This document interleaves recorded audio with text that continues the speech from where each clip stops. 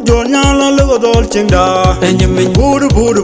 Enyemen Udogara dol chingda Enyemen Chingda rikla Enyemen Gwara Enyemen Doinda Enyemen Ula gwi doinde Kwije Yamenda gwi chongde Kwije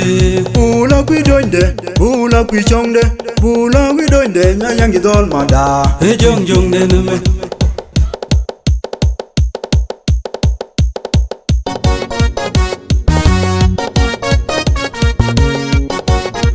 Gaji Jelide Gaji temnide Tumnide Gaye tu de Chwede niro Gaye tu kal Chwede niro Gaye do chaye Ganyaw lot kamamnike Tunok chikel mjayo cho Chwelo Lulu punne Jenamo tude Jenamo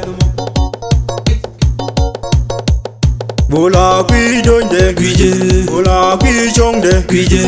Bula gwi doinde Bula gwi chongde Bula gwi doinde Nyangi dol mada Jong jong neneme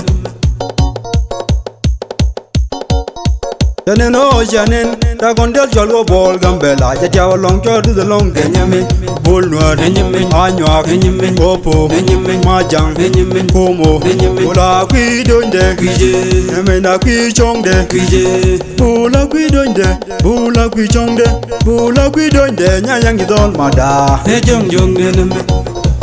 Nyalwa lomo bumbi garwaj Lomo jonur garut Tu jonyal balang nyal te gwile Lomo nyamba nyadam Nyakon che bulon Gwere che bulon Uniatin Enyemen Mandial Enyemen Dong dial Enyemen Ogwartin Enyemen Nur dial Enyemen Ying dial Enyemen Gui dial Enyemen Bela Enyemen Adama Enyemen Awasa Enyemen Hareri Enyemen Jiga Enyemen Kamratin Enyemen Barda Enyemen Dawa Enyemen Mengele Enyemen Andisa Enyemen Ethiopia Enyemen Ula gwi doinde Kwije Yamenda gwi chongde Kwije Bula gwi doinde Bula gwi chongde Bula gwi